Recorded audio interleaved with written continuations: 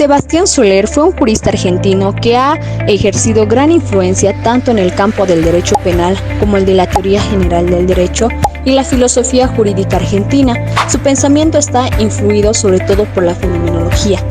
Este jurista planteó críticas importantes respecto a la creación judicial de derecho, que llegó a enfrentarse con otros autores como Cosio o Carrión, con el primero haciendo una crítica a su teoría ideológica, a la cual calificaba como realismo judicialista, y con Carrión con respecto a cuestiones como la interpretación de la ley, la existencia o no de lagunas en el derecho, la función de aplicación o creación desempeñada por el juez, por nombrar algunas. Soler da su visión sobre la problemática jurídica y crítica hacia otras corrientes jurídicas como ser su rechazo a la doctrina de la Ilustración, porque en su opinión incurriría en una reducción naturalista que resultaría en la ciencia del ser tratado como una ciencia causal explicativa. Respecto al realismo jurídico y en general las teorías judicialistas, considera que se basan en una concepción reduccionista de lo jurídico, ya que intentan sustituir las normas por hechos de carácter sociológico o psicológico. Y finalmente la escuela exegética, que considera que realiza un reduccionismo psicologista y historicista respecto a la interpretación, que debe tratar de descubrir la voluntad del legislador y no la voluntad que vive autónoma en la ley. Se puede catalogar la postura de Soler dentro del formalismo jurídico, ya que configura el derecho como una realidad de tipo objetivo y que puede contemplarse bien como un objeto cultural cuando el espectador, el observador o el estudioso no está comprometido con las propias normas, o bien como un objeto ideal cuando las normas resultan captadas por el súbdito de un derecho vigente que vive dentro de este. A partir de esta concepción es que también se dan dos tipos de conocimientos, que son el conocimiento predicativo, que tiene lugar cuando el sujeto se halla en una situación independiente del objeto, y el conocimiento dogmático, que se da cuando partimos de un sujeto que está sometido al movimiento propio del objeto, cuando en vez de mirarlo pasar y mover, lo ve necesariamente quieto, invariable e intemporal. Es por eso que Soler afirma que la dogmática jurídica ve a las normas como algo fijo, rígido, completo y cerrado en sí mismo. Soler a su vez piensa que existen las coordenadas de la estructura normativa. Estas tres características derivan de la necesidad para las normas de lograr la seguridad jurídica. Estas son: plenitud hermética. Para Soler significa que el derecho constituye un sistema cerrado de normas, en el cual por tanto no existen lagunas ni contradicciones que el juez deba superar haciendo uso de otras fuentes extralegales o metajurídicas, y que cualquier expresión en lenguaje ordinario, fuera ambigua o vaga, pasa a integrar un todo y a formar parte de una serie de relaciones que le dan un significado preciso. La finitud lógica. El conocimiento dogmático que se basa en el de la finitud de lo real, es decir, el estudio del derecho vigente. La dogmática jurídica tiene límites, esto ya que desde un punto de vista intencional, los objetos de los conceptos jurídicos no tienen un número infinito de notas, sino un número necesariamente limitado, y desde un punto de vista extensional, los topes están fijados hacia arriba por la Constitución y hacia abajo por la cosa juzgada. A partir de esto se da la posibilidad de realizar procesos inductivos, lógicamente válidos, que formulen principios y partes generales como resultado de la inspección de todas las propiedades finitas.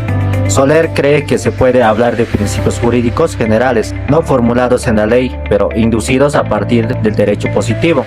La relatividad hipotética. Esto significa que toda norma es por definido una descripción esquemática de una serie posible de casos. Esto es, que debe referirse hipotéticamente a una pluralidad de casos posibles. Las normas desde su visión son necesariamente generales, ya que el plano óntico del derecho no es el de lo real y presente, sino el de lo posible y futuro. La norma siempre debe ser formulada hipotéticamente. Soler niega que se pueda hablar de normas individuales que regulan conductas reales. Es a partir de aquí que nace su crítica al realismo y al nominalismo. Este autor se presenta como defensor del Estado liberal y democrático de derecho. Considera que la función de la dogmática consiste únicamente en estructurar y organizar las normas que le proporciona el legislador. En su opinión, el jurista no puede hacer otra cosa que aceptar y obedecer la ley, como la dogmática es el conocimiento jurídico desde el punto de vista del súbdito. Soler concluye que los enunciados normativos son para la hormiga humana o el pobre súbdito. Dogmas que no pueden ser discutidos, aunque el súbdito pueda rebelarse para instaurar nuevos valores y nuevas normas, que requieran a su vez una nueva dogmática, que se ve la consecuencia de todo esto, es la de considerar al jurista y a la dogmática como el guardián del estatuto. Atienza hace una crítica a la postura de Soler respecto a la caracterización que hace del derecho y la ciencia del derecho. Se pone en contraposición a la afirmación de que el derecho es un sistema de normas dotado de plenitud hermética y que de lo contrario resulta necesario adoptar la posible existencia de algunas contradicciones como lo plantean diferentes autores. Se da la crítica a la pretendida finitud lógica del derecho, ya que en la ley solo es posible una determinada relativa y que por eso no es posible definir un concepto a partir de enumerar un número infinito de propiedades, ya que las palabras de la ley son en ocasiones ambiguas y vagas. Estas tienen un campo de aplicación cuyos contornos no son fijos, así como los procedimientos estrictamente lógicos que ya los juristas tienen sus límites. Un ejemplo de esto es la utilización de argumentaciones analógicas en el derecho. La crítica a la relatividad hipotética, que justifica la negativa de Soler a aceptar la existencia de normas individuales y la función creadora del juez. Atienza considera como arbitrario negar el carácter de la norma a los enunciados que correlacionan casos individuales con soluciones y que, aun dando la razón, esto no serviría para negar la posible función creadora del juez, ya que estos en muchas ocasiones pueden crear auténticas normas generales. Sí tiene un punto en el cual Atienza está a favor de Soler, el cual es su postura sobre la seguridad jurídica, en su preferencia a la justicia de Cádiz.